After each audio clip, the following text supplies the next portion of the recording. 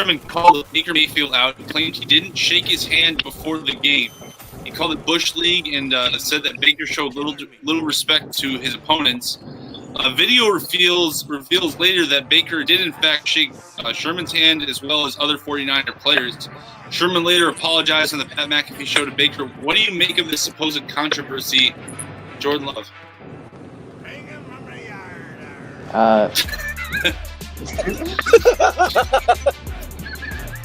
Oh no! He said, "Go, Jordan, it's your turn. Go ahead." All right, I'm gonna hit it from this angle. Basically, it's more so it's Richard Sherman. He talks too much. He's gonna do whatever he can to fire his team up. He's a team leader. I think he went at it from this angle. It's believable from his team. Baker Mayfield's a cocky guy. He does what he wants. He wants to show his personality. It fired the team up. That's all I can say. It did what he wanted to do. They skunked and routed the Browns. They won 31-3 for a reason. That's all you can really say about it. Yeah, is it a low blow? Definitely. Does it hurt somebody's character? Yes. After all, they won the game. Baker Mayfield just kind of set this one up. He seemed to take it in stride, too. So, first off, Richard Sherman, I love you especially because you invest in sportscasting. So I love you for that. But what in the Jesse Smollett did you just fucking do? That French actor. You know what I'm talking about? Juicy Smouillet. He's a very famous French actor. Jesse Smollett, did you just fucking do? It wasn't that bad. It wasn't that bad. Bruh. Bro, You did not just go there. I did. All right, listen, my guy, my fellow sportscaster. Okay, I love you dearly, but if someone shakes your hand, just admit they shake your hand. Like maybe like he gave you like here. Let me see. Like maybe he like gave you like shake my hand like for real. Maybe he gave you like one of those. Like maybe he just. I don't know, like maybe he just completely disrespected you in the manner he shook your hand. I'm sorry now. I feel really bad. I'm sorry, bro. Yeah, but I mean, that's how you should feel. Like maybe that's what happened. We just didn't get a good enough camera angle. Like maybe the hand just flopped from your hand. You know, maybe he just gave you like a lame duck shake. Like I don't really like you. Yeah, like a disrespectful. The dead. But yeah, the deaf is like, oh fuck you, like, you know, he gave him the handshake of like you know, like you're like giving it to chicken, she's like just not that into, just like no, just hurry up, fuck up, and get off me, like maybe that's what the way Baker shook hands, and he's just like no, hurry the fuck up, get out of my face, freaking Sherman, you picked me off. So that's what I think is what happened. Nick Howard, as long as we're on your Browns, talk about it. Oh wait, no, it's you two next actually. No, fuck. Got it. I'm with it. I don't know why the hell you would even try and get this stirred up. I mean, I guess like it fires your team up, but at the same time, like I think Richard Sherman just wants to continue to stay in the news. I think the dude forever has wanted to be a part of the spotlight. Him already moving to the Niners, people were like, "Well, what are you doing, man? Like you were holding the Legion of Boom down." He's trying to stay in the spotlight and do whatever he has to do. Like he knows Baker's one of the main guys to talk about, and he knows, like J Love said, that Baker is an easy guy that he can say this about, and 80% of the world is gonna believe it, no matter what they see or hear. So he pulled like a 50 Cent. Like I'm gonna just fuck with people just to stay relevant. Just to stay relevant. Oh my God! Get the strap. I mean, hey, like Baker could do it. He pulled it right off the headband. Like you never really know. Never really know. So that's where I'm going with it. I don't know why he would even do it. It's just like I don't know. Smoke. It's just talk. Whatever. Like Richard Sherman, you're ridiculous for even considering doing this. That's all I got. So good. So at the end of the day, I mean, I agree with Youngberg here. It's definitely a childish ass act. I mean, it's a handshake, man. I mean, you guys played your hearts out for 48 minutes out there on the field. Had a good time doing it. I mean, Richard Sherman was the one that got the dub at the end of the day.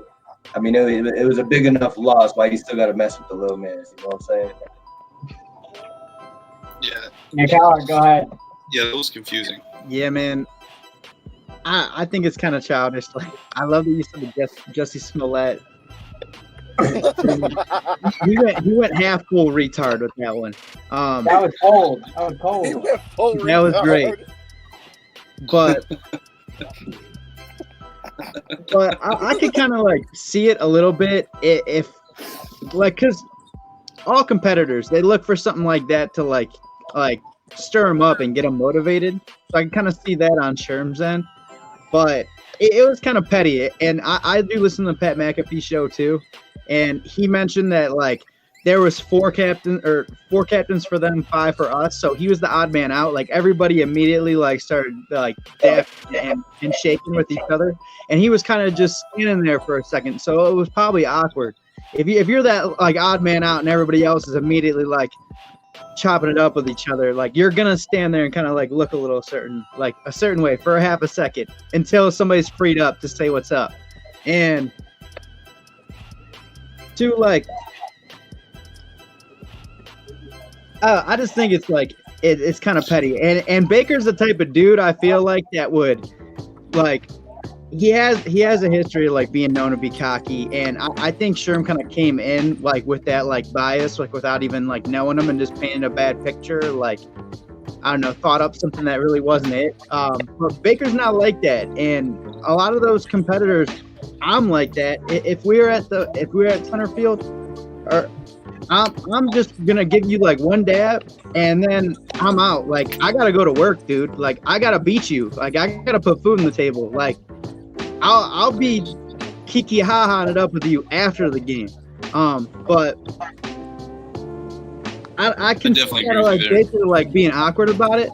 I'm the type of person, if I know it's like Baker probably sensed too that there was some animosity there and that Sherman didn't like him, or felt some sort of way about him, and Baker would probably like either give you like a half-ass effort to be like, yeah, what's up, dude, or he'd fuck with you. I'm the type to fuck with you. If like I work with people and if I don't get along with you, I go out of my way. Like you walk by me, hey, how you doing today? Like with a big ass smirk on my face. I make sure if I frustrate you or if I'm an agitator to you, I say what's up every time I see you. Bobby, what do you think of Jussie Smollett or the Jussie Smollett situation here? You know what, Sherman? You know who Sherman kind of reminds me of too. You know who used to like. Can't take my joke. No, you know who Sherman reminds me of. Who used to manufacture hate to like rile the team up. Rodney Harrison used to do this all the time with the Patriots. It's manufactured. It's manufactured. Listen, it's manufactured. I like this though. I like Rodney Harrison. Listen, it's manufactured hate to rile the team up to keep that edge. It's all him.